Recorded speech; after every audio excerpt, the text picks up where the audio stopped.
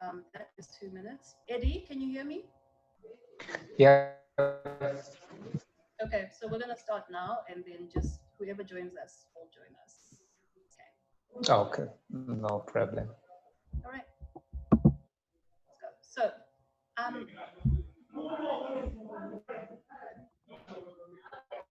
gender-based violence is the infliction of sexual or physical violence or psychological harm against someone on the basis of their gender. And although men can be victims of gender-based violence, women and girls are often on the receiving end of these human rights violations. And so every day we see reports of gender-based violence across African countries. And the knowledge that this is a large-scale problem, and also the fact that we know that Africa has the youngest population in the world, has led us to having this conversation. And so today, Shielded Africa is asking the youth that are working actively to tackle gender-based violence on the African continent, what they believe the role of African youth is in conversations that tackle gender-based violence on the continent and in movements that tackle gender-based violence on the continent. So my name is Alundrah Sibanda, and I am going to be your moderator for today. I'll start by introducing everyone briefly. So right now we've got Khethiwe Sibanyoni. Khethiwe has been working to support survivors of gender-based violence in South Africa during the COVID-19 pandemic. And she's also been fundraising for her initiative because instances of gender-based violence have been on the rise in South Africa after the lockdown. Angela Muruli is next. She is a women's rights activist who serves as a junior program analyst at UN Women Nigeria. And she was on Forward UK's Young People Speak Out program, where she initiated programs against FGM that had impact on East Africa as well. Babalanda Edmond is a legal practitioner and also the co-founder of Shielded Africa. He is 1/3 of our organization, and he is also a program manager for the Nonviolence Project in Uganda. So that is everyone who is here for now. So my introductions were just to familiarize everyone, but I know that I didn't do justice to the work that you do and the work that you have done.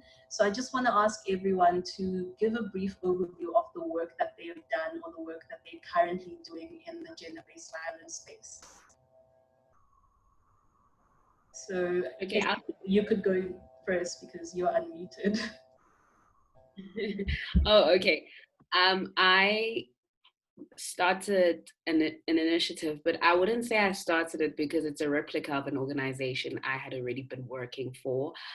So because of the strict lockdown regulations in South Africa, the organization was not allowed to continue operating because they use volunteers and therefore do not have systems in place to prevent and manage COVID-19. So as a result, I decided to start this personally, even though I did tweak and change how it operates. I actually did not expect a huge support base when I took it out to the public, and that's what happened. So basically I just asked for donations and used those donations to buy items that go into bags that I call CAMFED bags. And these bags are given to women at police stations who sit there for about 2 to 3 nights while they wait for them to allocate them to homes after they've called in saying that they don't feel safe in the environment that they're in. And some of the bags I just take to the orphanages and homes directly that have taken a huge intake of women since COVID-19 has started and are lacking resources because most companies are no longer giving sponsors because of financial constraints right now, etc., etc. So yeah, that's what I've been doing since COVID-19 started. Great stuff. Angela, you have the floor. Great, thank you, Alundrah, and thank you so much to Shielded Africa for having me on board. So as you said, I began my work on gender-based violence working for Forward. So Forward is an African diaspora-led organization based in the UK with partners across the UK and in Africa. And in my final year of university, I had the opportunity to launch a program that was held at the University of Essex called FGM: A Cut from Tradition, which essentially was a forum where young people could come and engage in the topic of FGM, which is traditionally taboo, to discuss, to learn more, from practitioners, clinical practitioners, development practitioners, and to be able to draw similarities between FGM and other forms of gender-based violence which take place in the UK as well, and ultimately to be inspired to take up action. And so shortly after graduating, I had the opportunity to internship with predominantly on gender-based violence as part of the Africa programs team, and I worked on the Tuazeshe project, which is a transformative leadership program focused on feminist training, feminist leadership training, sisterhood, and ultimately a social action project. So it's something that really came full circle. So from being able to run my own social action project to then managing and coordinating a cohort of amazing African women leaders in the UK and on the continent to run their own social action projects was really satisfying. And through my work, I was privileged enough to run those workshops and to use some of my other skills, whether it was in makeup artistry, to give self-care workshops which involved makeup, or to enlist the help of some of my friends who are spoken word artists. So for example, Emmanuel Speaks, who's a male ally, in also lending their voice to the campaign on FGM and gender-based violence in general. Amongst other things at Forward, I was also privileged enough to support the UK Schools Programme, which involved going into schools and delivering mandatory workshops as part of the curriculum on FGM, on healthy relationships. So really working with primary school children and secondary school children to engage them in these issues of gender-based violence. And this was really exciting for me because it gave me the opportunity to work across different teams. And that is a pattern that I've seen I've been able to translate, and I've been given the space to do within the Nigeria country office whilst working for UN Women. So in my current role, I work predominantly on women's political empowerment, and that involves informing and working with consultants to review the constitution, current laws on violence against persons, on gender-based violence, so to ensure that the legislation that we're putting out there is gender sensitive. And most recently also having the opportunity to work on the EU and UN Joint Spotlight Initiative program, where we were really advocating and still continue to advocate for the passage of the Anti-Sexual Harassment in Universities Bill. So that's where I'm at right now. And yeah, just really grateful to be here. So thank you for having me. That's awesome. Thank you for that overview, Angela. Eddie, you have the floor. Oh yes, thank you very much, Alundrah. I've been working with the Non-Violence Project Uganda as a project manager, and I've been running a program, coordinating a program called Schools and Communities for Peace. And this program has been looking at the eastern part of Uganda mainly, and the things that we have been doing, community dialogues, building capacity of schools and teachers so that they can be able to prevent and intervene, promote non-violence education in classrooms, and also inspiring the learners to be non-violent. But then also we developed a curriculum, and this curriculum has been taught to schools, over 225 schools in the country. I've gone through our curriculum of non-violence, so we can adopt non-violence of resolving issues, because you realize that education is so important if we want to reduce gender-based violence. Then we've been having radio talk shows, and I've been hosting, for this year I hosted around 13 radio talk shows. And in these talk shows, we disseminate information on violence, human rights, and gender-based violence. And people call in and we give advice and also referrals where they can get some other support, since our main focus is to do awareness, educate, and empower. So we also connect the victims and survivors to those people that can help them. And one of the things that that causes gender-based violence in Uganda particularly is poverty. So to tackle poverty as another problem, we have what we call the entrepreneurship for peace. So we go to communities because you realize that most of the violence cases are reported from the villages and communities. So we empower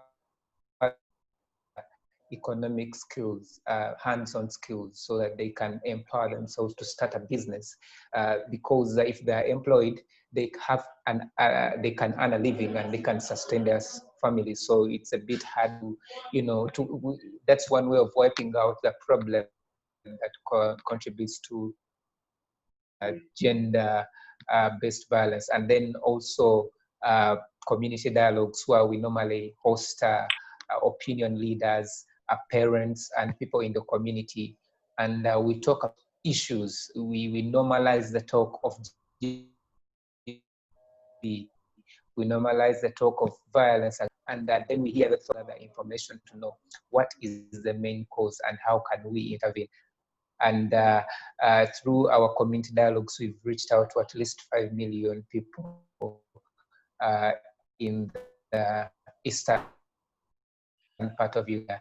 So briefly, that of course shielded trying to do some work around GBV, especially with media, education, and other things as we'll be talking about. Thank you. Thank you, Eddie. Right now we are joined by Salma Kasonta. She works at CAMFED, which is a Pan-African movement revolutionizing how girls' education is delivered. Hello, Salma. Salma, are you with us? Hello. Hello.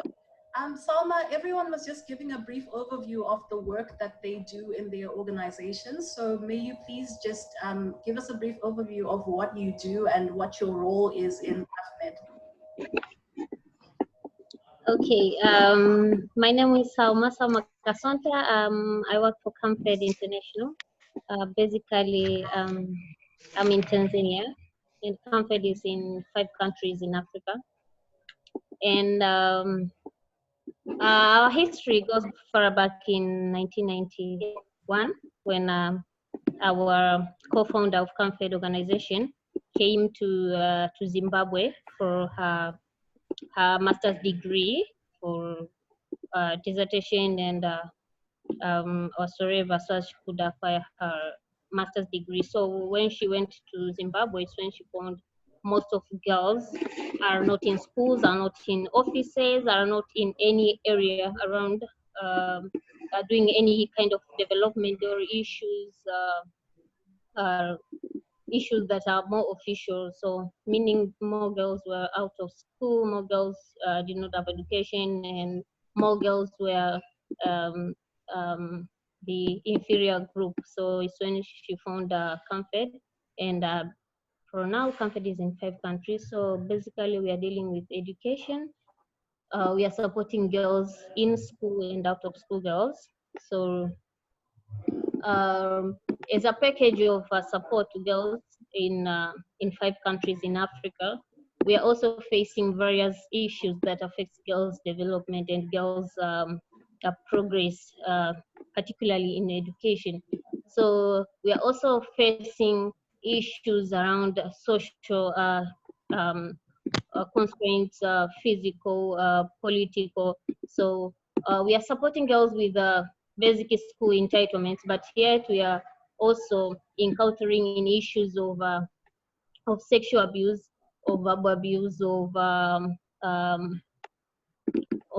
physical abuse. And so we have also included our package into supporting girls in acquiring psychosocial support, also acquiring skills, acquiring leadership skills, acquiring any support that's needed to make sure the girls are retained in schools and the girls are reaching their educational goals at large. So we have also had lots of cases around raping, around physical abuse.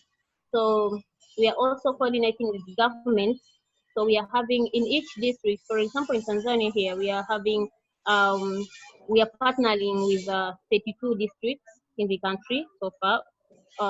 At first, we started with 2 districts, but now we have expanded to 32 districts. And in all of the districts, we are working with government officials from cluster level, from ward level to district level to the national level at large. So in the committees that we have formed, we have committees in every district. So in our committees, we are having government officials, we are having policies, we are having social workers, we are having educational officers, we're having enterprise officers from government and from the village level. So all of these people are helping CAMFED goals and visions to be achieved, because whenever we are facing the cases like rapism, like the cases of early marriages, the cases like children are just taken out of the schools for child labor and whatsoever. So the combination, the people we are having in our committees are helping us to ensure that the girls are getting justices, the girls are being retained in schools, and all those who have also been taken out of schools and have been married off to some old men or some the other youth parties. So we are taking them back to school. And also we are having, for the girls who are being impregnated while they are still in school, and for Tanzanian government, they are not allowed to go on with the education. So they are expelled out of school. But yes, as CAMFED, we have designed the structure of retaining back, returning back the girls to school. So we are, we are having the system of out-of-school education, whereby we are helping them to achieve their secondary school education while they're out of school. Yeah, so far that's. Thank you, Salma. May you also just maybe switch on your video if that is possible, so that we can see you. I also want to acknowledge that Anna Sawaki is in the room, but she is a development practitioner within CAMFED. She will not be taking part in the discussion.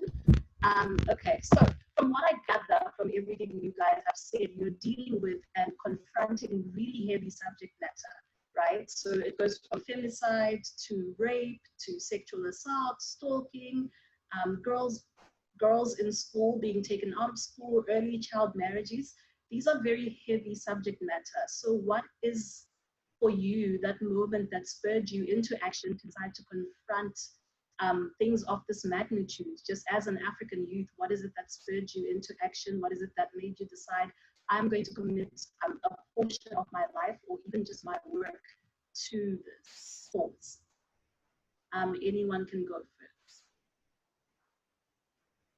Well, Khethiwe, you're always on mute. So.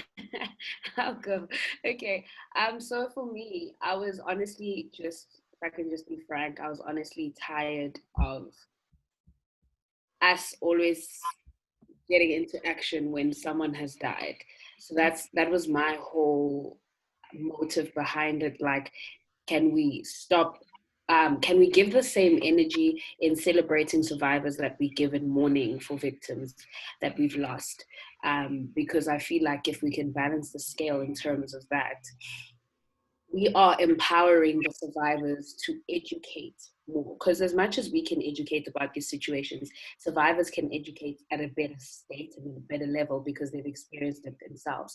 And if we have a feedback community where we're almost, everyone is in loop of what people encounter, how they should react in those situations, what happened to them, what made them survive, what should you do, what shouldn't you do, but also just like, we celebrate you and we're here for you and we hope you never get into that situation again, because we all know that survivors fall into depression, they fall into different things that make them feel like they should have just lost their lives at that scene, because when movements are started, it's when someone has died. So I feel I felt that it was time to celebrate the people who've made it, and I thought this was a great initiative to do that. That was purely my stance, and also being personally tired of tweeting, hashtagging, and spreading, yet not doing anything personally. Thank you. Eddie? Sure. Personally, I grew up in a community that is more violent. I grew up in a slum, and I witnessed a lot of violence, especially violence against women. And growing up, I went to schools around, and the kids who went to the schools, whatever they were doing was just a manifest of what is happening in the community. There was a lot of violence, especially against, women, the gender. And so to me, in my heart, I really felt like I need to do something. And, if you really want to do something, you need to position yourself in a position that can give you power to make change. And on top of that, norms in my culture are one of the main things as to why women or gender-based violence is existing. Why? Because there is, for example, a saying in my community that if your husband doesn't beat you, then he doesn't love you. So in order for your husband to show that he cares or he's jealous, say he loves you jealously, he needs to, to beat you or to cane you. So to me, I would look at this kind of madness and this kind of norms, and I'm like, hey, this is wrong. And you find that people grow up thinking this is the right way to go. Even women grow up thinking, yes, I really need to see this. So I couldn't accept that kind of madness, and that really reaffirmed my passions, and I really want to fight more. I really want the shift in the norms, and also that this kind of violence is put to an end. Yeah. Angela? Sorry, Alundrah, I actually missed your initial question. Oh, okay. So I was talking about the fact that you are dealing with heavy subject matter and confronting heavy subject matter as the youth on this panel. You're people who are talking about femicide, about rape, about sexual harassment, about female genital mutilation, as you alluded to before. And I was just asking, what was that moment that spurred you into action, and what is it that inspired you as an African youth to say, hey, I am going to go and contribute, part of my work to this cause?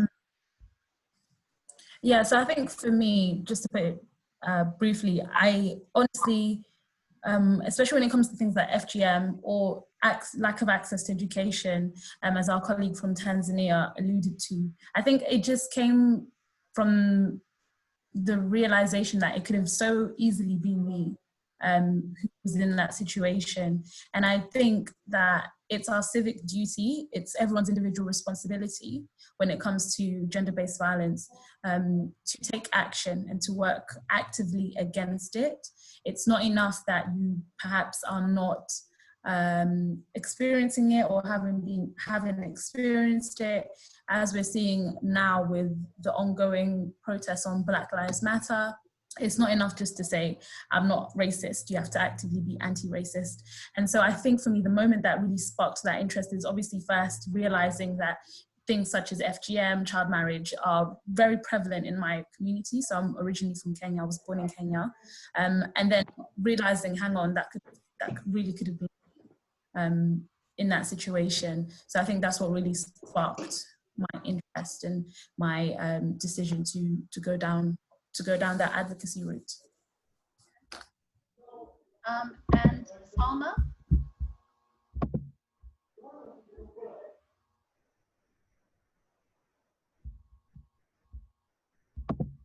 Hello, sorry, it's a bit noisy out here. Basically, I was one of the CAMFED beneficiary. Was supported by CAMFED to go through my my university education, and I'm from a very humble and poor background. So I've lived the poverty. I know how it feels to be to have nothing. I know how to to being forced to do some things that you're not willing to do. I know how it feels to be forced into the marriage that you're not interested in. So working for CAMFED is one of the things that I really loved, and I was really looking into to work again for the organization that supported me, because I think I'm part and parcel of the big thing. I'm part and parcel of the change for the girls.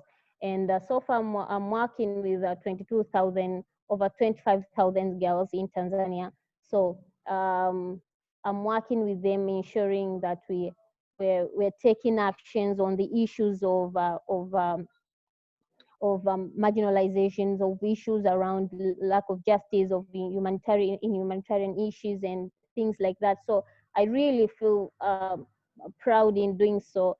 And yeah, and I think I'll keep doing that, because I think the issues touches me directly into my heart, directly into my community, and people are really being affected. Girls are losing life, are losing hopes, and some even do commit suicides. And also, I was working in a very remote area. In the district is called Tabora. So one of the girls came to school and she was raped by five big men, and she was crying. She lost hope, and I really felt bad, and I felt like it's me who is being marginalized or something like that. So and helping the girls, because we have lots and many of the girls like these, and being part of them, being part of supporting them, it's really, it makes me feel like I'm living. It makes me feel like I'm the girl who is doing something to the world at this time in the world. So also we are having this issue of we are having the life skills subject. We are providing My Better World program to secondary school students who are studying in from Form 1 to Form 4.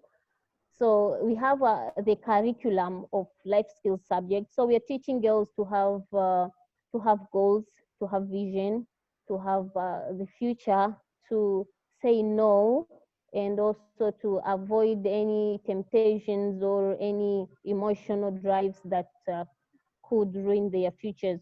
So we are also having the girls that we have trained to facilitate these life skills subjects. So the girls have made the very a profound impact to the community, because the performances of the girls have increased, and the schools that we are partnering with to provide the My Better World program have reported to have like 90% of successful to girls' educations, and the performance have raised, the girls' retention to schools have raised.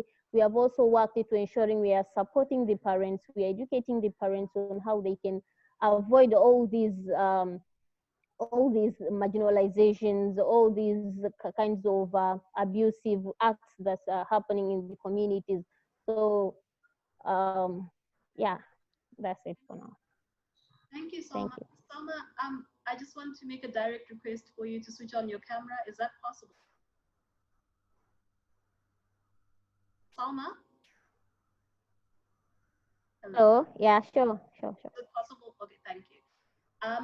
I also want to acknowledge that Olfa Chelbi has entered the room. Olfa is a Shielded Africa co-founder, and she is also a researcher and PhD student based in France, but she is originally from Tunisia. Olfa, we are having the conversation where people have given a brief overview of their work, and they are also saying why they got into the work of tackling gender-based violence in their space. So please just let us know what your inspiration was to start working on gender-based violence issues. Okay, perfect. Thank you a lot, Alundrah, and thank you all for being here for this discussion. It is a project that we've really tried to work a lot on, and it's really one of the I would say among the small babies that we're trying, small initiatives that we're trying to make within Shielded Africa. I say small, but because we're still like, you know, launching our project, and we really are hoping to have a greater impact through this discussion, but also through the future project that we will be launching. So as Alundrah mentioned, so I'm from Tunisia, but I'm currently based in France, where I'm doing my PhD studies. And what really got me to start a bit the working on the issue of gender-based violence was, I would say, you know, when you're just taking a look at the situation in Tunisia, we're obviously facing issues of gender-based violence, and the last month have clearly put an emphasis, a bigger emphasis on this issue. Unfortunately, the issue that I feel is really striking is that we don't talk about it that much. So the last month we're kind of enabled to spark the debate and the discussions on what should we put in order to try to prevent this issue, in order to help survivors. And obviously that showed that a lot remains to be done, but at least we started talking about it and acknowledging that there is an issue. So clearly that was one of the first concerns that I had while growing up in Tunisia. And last year, I had the opportunity to take part in a program with the United Nations. It was a program with the International Labour Organization, and we worked specifically on one of their recommendations on violence and harassment in the workplace. And in this recommendation, there is a greater emphasis on gender-based violence, because, you know, when you are in the workplace, it's another context that also needs specific attention. So it was really important to see some kind of action that is put in place, at least theoretically speaking. So they're putting in recommendations that member states need to sign and technically need to adopt. But I still feel like it's not enough, because, you know, a country can sign a convention, but still it would take time before actually putting measures. And honestly, when it comes to gender-based violence, we can't wait anymore. You know, like there are people, and I say people because there are men and women both face this issue, but it's obviously more impacting women. But we need to put direct measures, and obviously we can't just wait like 2 other years or 3 other years without having a concrete plan. And therefore that's what got us to work also with Alundrah and Eddie on a project that was also a part of a program called the Borderless Fellowship, where we started having kind of this debate on what is still missing, what we want to put in place. And we felt that a great way already to do that is by creating Shielded Africa, which has first of all, because we're all coming from different countries within Africa, and we really wanted, it was really important for us to have this focus on Africa. First of all, because we feel like we have a lot of different perspectives. We come from different countries, so obviously there is already this kind of reach, this kind of reach basis that allows us, you know, to have like kind of very interesting debates on, okay, what is it that we want to work on? Do you feel like our countries have similarities when it comes to lack of laws, or like what can we put more so that we can try to prevent this issue while keeping a focus on Africa in general, Africa in specific.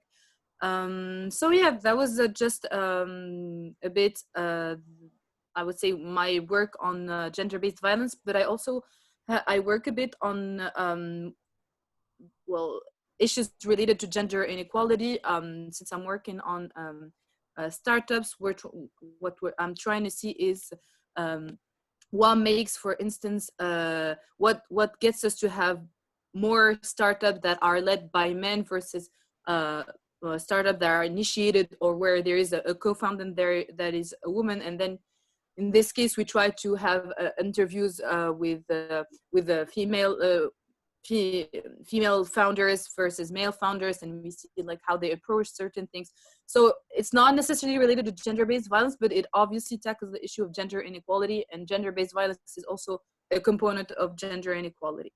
So I'm looking forward to this discussion, and thank you very much again for being all here. Thank you, Olfa. So I just want to jump to a topic that Khethiwe brought up. It was about sort of how women become hashtags when they pass away, and that is when people are spurred into action, and she wanted to work particularly with survivors, right? So one of the things that's been happening with COVID-19 and its special circumstances is that we see a lot of outrage online in Africa. And, you know, a lot of the times it is heinous crimes that are happening. You know, a woman who was 8 months pregnant was hanged in South Africa. So that became a hashtag Tsekofatso Kule. A girl a pretty young girl was raped by 11 men in Nigeria, I believe. Hashtag justice for Uwa, right? So these conversations go from someone maybe passing away or going through something, and then it becomes a hashtag. And with that in mind, I also want you to just like keep my train of thought in mind.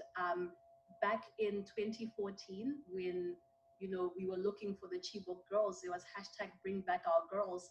And I remember a quote that I got from a poet during that time, and she said, hashtags don't bring girls home, right?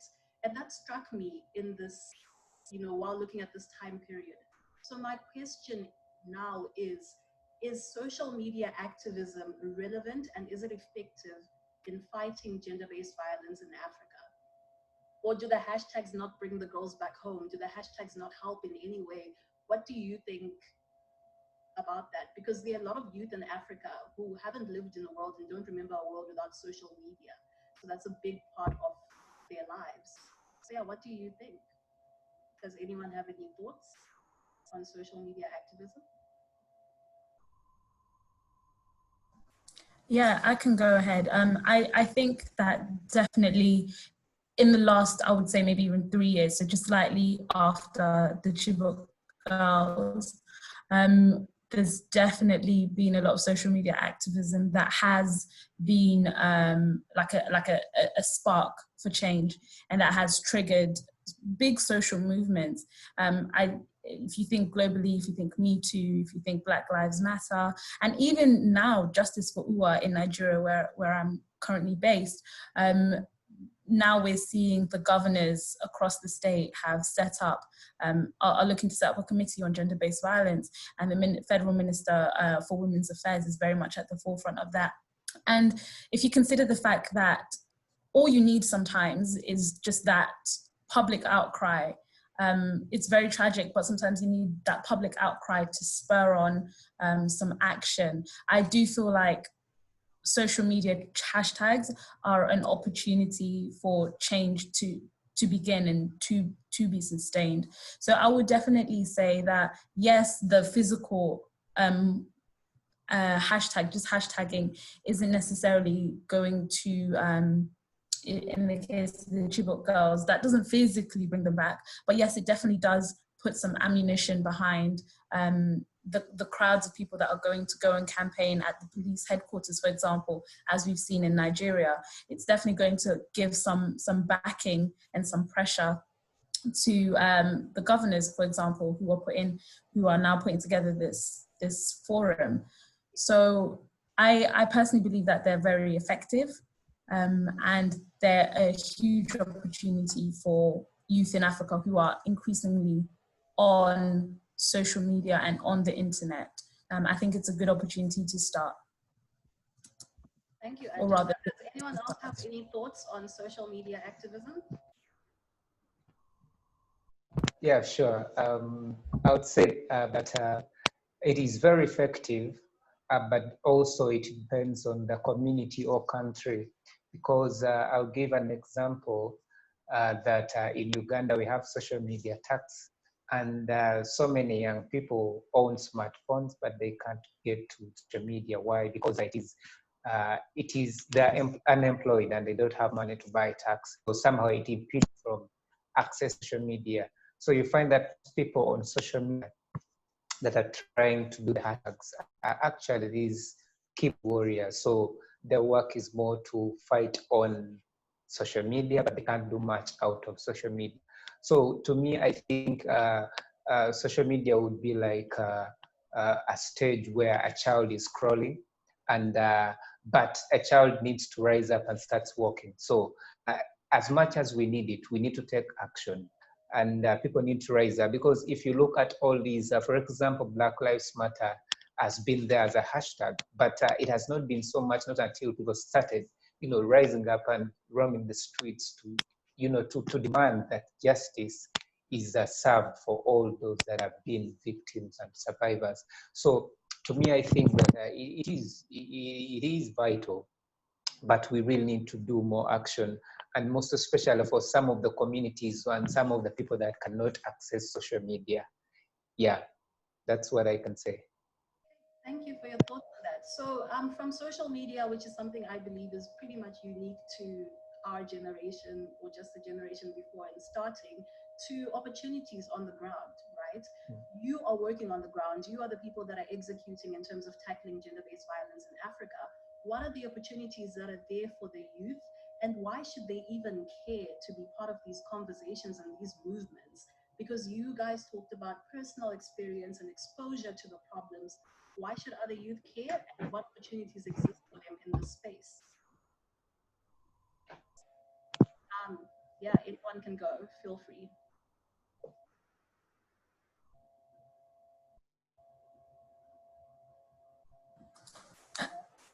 So I can go, or Eddie, do you want to go? No, Eddie. Yeah, okay, all right. So I think to answer your question, I think obviously, like I mentioned before, it's our civic responsibility to be involved, but I also think it's critical because we are the future heads of Human Resources Department, the heads of Media Corporation, Education Departments, essentially the future world leaders. So we are going to be the people who are charged in putting in place policies that ensure gender-based violence is effectively tackled and ended. And we've already seen with the COVID-19 outbreak, the stark difference between leaders who are actually conscious of social inequality and the issues at hand, and those who aren't. So it's important that we are the leaders who are advocating for social equality and for an end to things such as gender-based violence. And that work is essential now, and it needs to start now. So on the point where you've spoken about what opportunities are there, I think that definitely social media hashtags, community mobilization, fundraising, even if it's not online, but in communities, these are huge opportunities where African youth can jump on board. And I think increasingly within the development space, at least, there are many programs that are specifically targeted for young women. I think about this year, for instance, which commemorates the 25th anniversary of the Beijing Declaration and Platform for Action. We're now looking at 25 years on. So, the Beijing, the Fourth World Conference for Women happened 25 years ago. And now we're looking at passing on the baton to young women who are going to carry on that mandate. And a huge part of that mandate is gender-based violence and how do we tackle violence against women and girls. So I think looking at those opportunities whereby actually young people have taken center stage, whether that's, climate change activists such as Vanessa Nakete or activists in the UK who are really at the forefront of raising awareness on marginalized youth, like Temi Mwale, who is the director of the Forefront Project. It's really about recognizing that these spaces are now being created, and even if they're not being created, there is almost this expectation that youth should have a seat at the table. So I think it's about opening up those opportunities and affording them to people. But it's about recognizing that these spaces do exist and pushing for more representation on the table. That's great. I love that about having a seat at the table and how that is an expectation for the African youth. Does anyone else have something to add on why youth should care and what opportunities exist for youth in this space?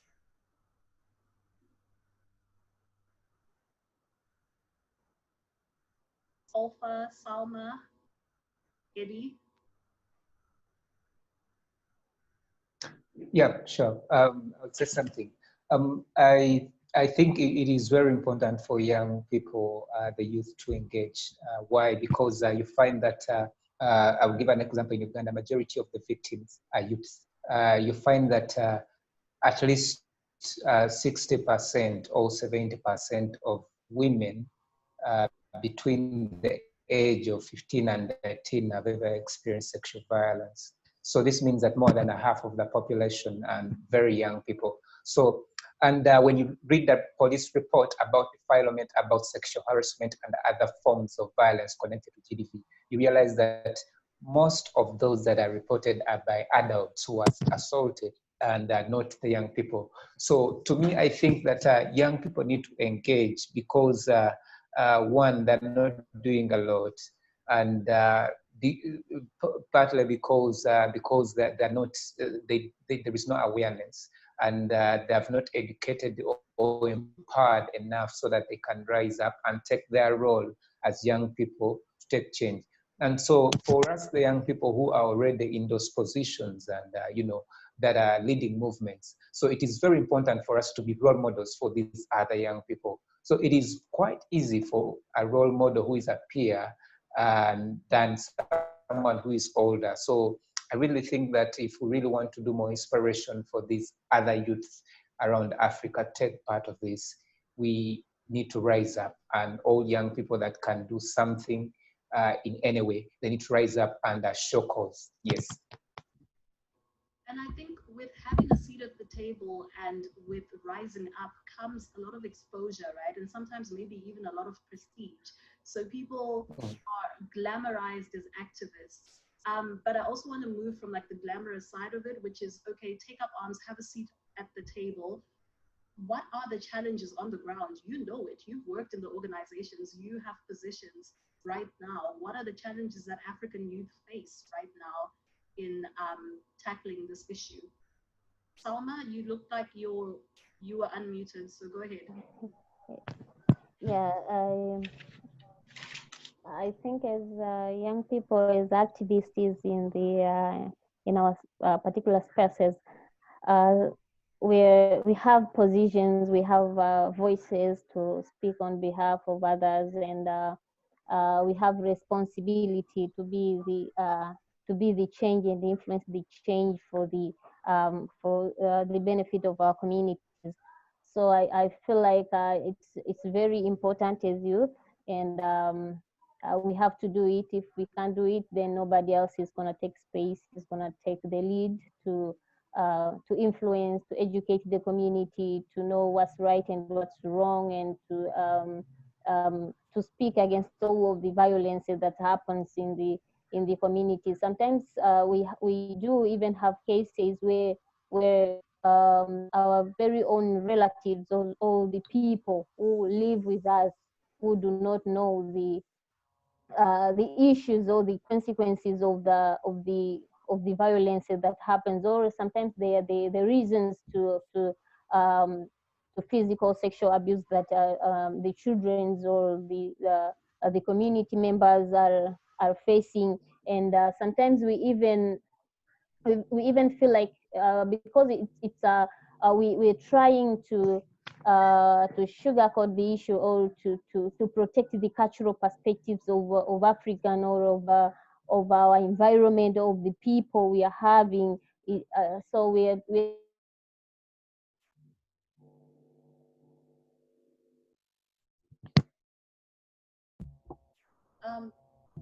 It sounds like we lost Salma. Okay, yeah. Salma, hello? yeah. Are you Can still? you hear me? Yes, we can hear you now.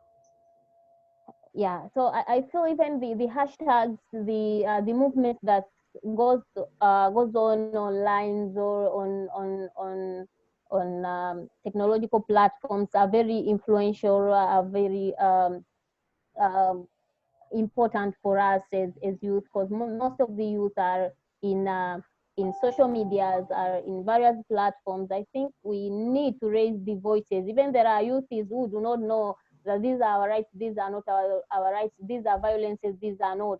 So the ones whom we know what are the issues encountering, facing us, or limiting, hindering our growth or our progress or community development and whatsoever, we need to take a lead to influence.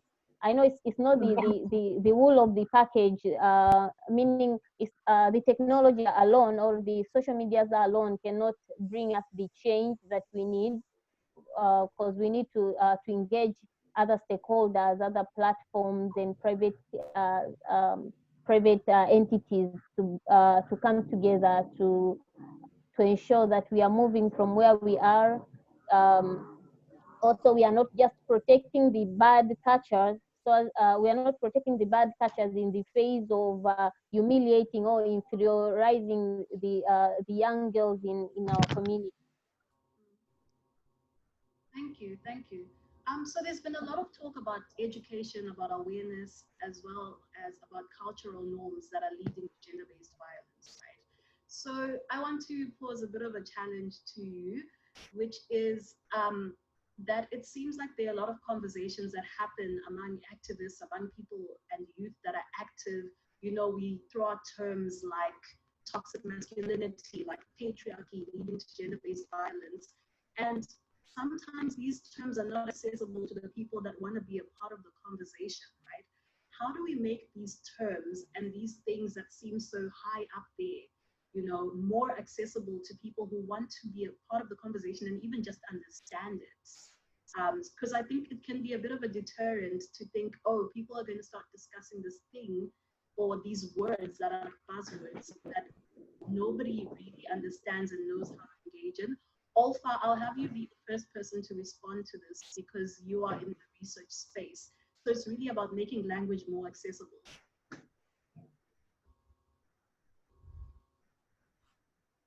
Hello? Hello. Can you hear me? Okay, perfect. I would say, you know, like sometimes it's true that if I'm thinking at least about like the situation in Tunisia, like there are certain concepts where well, either people just don't know or like don't really understand what it encompasses. And I think like the good way to, you know, like make people realize what we're talking about is by providing them with a concrete situation and trying to explain, okay, what's wrong about this situation? How is the way you behave problematic? Did you think about this? Did you ever question this? And, you know, try to embark on this discussion with the person and trying to see what was going on her or his mind and what led him or led her to behave in this way. And, you know, after the person really realizes what we're talking about, we can like tell them, okay, do you know that this has been conceptualized under the term of toxic masculinity or any other term that we can, you know, really use that to bring people together around this term. But obviously, I mean, if we really want to have change, and a change that is going to address different parts of Tunisia or of any other country, you need to start by explaining to people what this is really about. Because, you know, if you go talk to a person, for instance, who is living in a very marginalized region, and for him, you know, it's just like, okay, these are words which either do not impact me. I don't know what you're talking about, and it kind of like tells them, instead of okay, let's work together in order for us to have better practices. Let's do this together, instead of, okay, you know, there's this term which is toxic masculinity and doesn't really identify. He would necessarily reject the term and be like, no, I don't do that. I don't understand it, or I'm not associated with it. But there are certain things that when you take the person with you and you're like, okay, let's see together how this can and have an impact on you, on the people who surround you. And also, I think that person would be better also, would have a better ability to actually embark other people on this journey, because he has a better understanding, because he has experienced that. So it's really by experiencing specific situations where these concepts emerge, that the person will be able to understand, and therefore also, because the whole point is to, you know, continue this flow where people, okay, you're able to change the narrative, to challenge the way they see things, and that way the other person is going to do the same thing. So you would have, you know, a greater impact, rather than just addressing a specific community or like specific group. The whole point is for it to spread, so that at the end of the day, the concept is better known, well known, and is more known by a greater crowd. Thank you so much. So we're running out of time, and because of that, I just want I want everyone to feel like they have an opportunity to contribute on anything that has been brought up, or anything else you want to bring up. So feel free to comment on anything that you maybe didn't get like a chance to answer, and anything that, yeah, you just feel like you want to add your thoughts to, because your contributions are very valuable to us. And also, one thing that I would like, though, even in your final contribution, is your vision of the participation of African youth in gender-based violence movements and conversations post-COVID-19, or even post-watching this conversation, the people that decide, okay, I want to start now. What is your vision of their participation, and even your advice to them as people that want to participate in these conversations and in these movements? That's a question for everyone. So whoever wants to go can go. So I can go. Thank you. Thank you so much, firstly, obviously, to Shielded Africa for organizing this amazing panel and discussion. But just to go off your last question, which I would merge with advice for anyone entering this space, I think it's always to go knowledgeable and willing to learn about the context in which the people you're addressing, or the context in which you're working. I think what Olfa mentioned about language and contextualizing it is so important, because the last thing you want to do is to shut people off. I think in terms of gender-based violence and where we are within the Sustainable Development Goals, we've already converted those who are going to be easily converted, and we converted them with our big talks of toxic masculinity, gender-based violence, feminism, all those big ism kind of words. So now it's about discourse, and that would be my best advice. Go in with an open mind, and also be ready to know that perhaps your point of view isn't correct, even though maybe from a human rights-based perspective it's right. To the people that you're going to be speaking to, it may be extremely wrong. So I think it's about knowing how to address and to advocate effectively within communities. And that's going to take using their language. It's going to take storytelling, asking people, oh, what makes a good woman in your world? As opposed to me coming and saying, well, a good woman is someone who can do this and this and that. In my perspective, it's about, when we're talking about things like female genital mutilation, not going to a community that practices and saying, you are all barbaric, what you're doing here is wrong, and It's about discussing with them, okay, well, why does this happen in your community? Because it's different across all different communities. And also just trying to come at it, well, have you thought about this? And if you do this, perhaps these are the health outcomes. So not coming and, imposing your own values and your own beliefs of what is right or wrong. That would definitely be my advice. And you can definitely do that by engaging with organizations who've been working within the sector for a long time and learning from them. And I guess to answer your final part about my vision for African youth working on gender-based violence, it would definitely be something like this. I was very excited to see that, some of the people who are on the panel are people I've engaged with before, people I already know in different spheres. And increasingly, I hope we keep bumping into each other in such spaces, because it's important that the people who are working within these issues are constantly involved with each other, so we're not working in silos.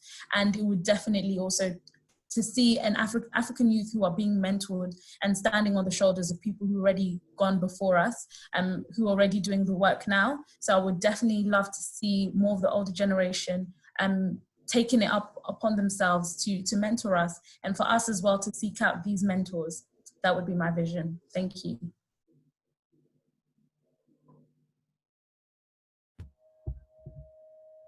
Thank you, Angela. Anyone feel free to contribute. Alundrah, sorry, I went off my. I had some challenges with internet. Can you just give me what's on ground now? What we are talking about?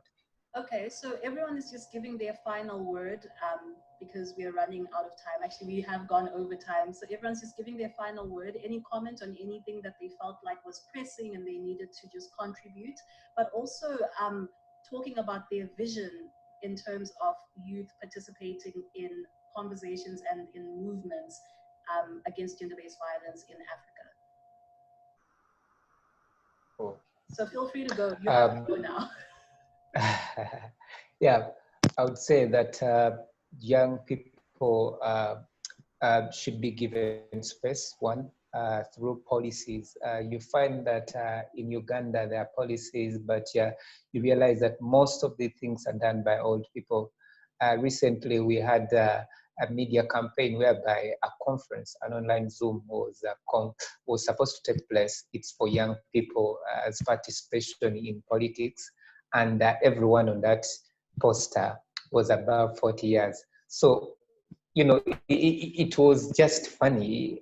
In fact, not funny. You know, you talk about things to do with youth, but they always look at, old people. So I think we need to open the eyes of these policy makers in our countries to see that we, the young people, are talented.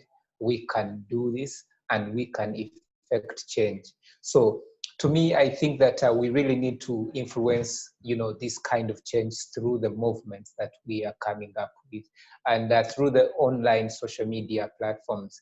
Yeah, but then also young people need to learn a lot. They need to be empowered. We need to go out and research and educate ourselves with these things and see how we can change the status quo. Because without knowledge, we do not have the power that can challenge the system that is in place. So it is very important for us to do more research, to do more reading, and to find out more things. And then lastly, of course, when you have knowledge, you need also to be innovative. And one of the things that I really encourage us as young people is to be innovative in the way the way we send the message, we send our message to the other people.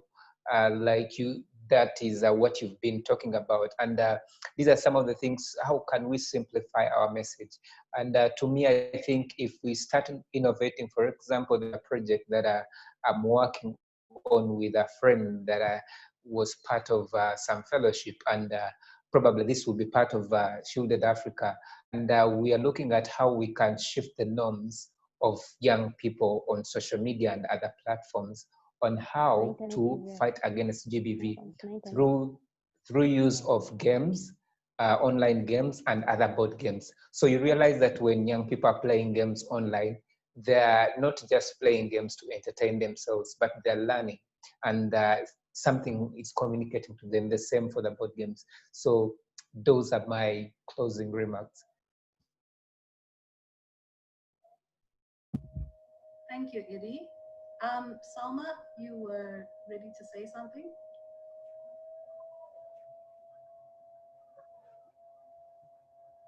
Hello? Okay. Olfa, feel free to go. Yeah, sure. I would like to just jump on what we discussed, and it's very true that I think what the young people bring in is a different perspective that the older generations would not necessarily have, because they didn't experience that. So if you talk about cyberbullying, for instance, like I don't think my parents had an exposure to such issue, because obviously they didn't grow up within the same environment with social media had such a big part of our lives. And I think having more people, having more young people who are working on laws, who are part of the whole debate, is a way for you to make sure that what you're putting in place in terms of laws, in terms of practices, that do have a real impact. And obviously the way to do that is to make sure that the laws you're making and that you're putting in place are fit with the real issues that young people, especially young people, because I feel like it's more issues that are getting a bigger emphasis, especially because we're so much exposed to social media, and you know, that has a critical impact on ourselves. Obviously, if you talk about you know, cyberbullying especially, clearly because it's online, you don't feel the impact, so you can just you know, say bad words or criticize a person, and you wouldn't have the same impact as you would do it face to face. So clearly that changes a lot for us, and especially because of that, we need to have more young people who are talking about these issues, who are also given exposure to certain aspect that older generations would not necessarily know or have experienced before. And that gets us to the whole also point of storytelling, which is very important, because that's how you compel people to the fact that there is a big issue in here and that we need to work on it. And we need to work on it right now and not wait any more moment, or it's happening now.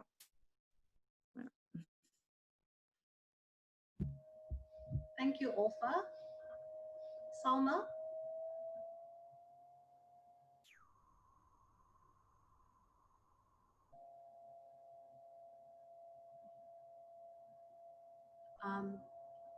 Salma, are you still with us?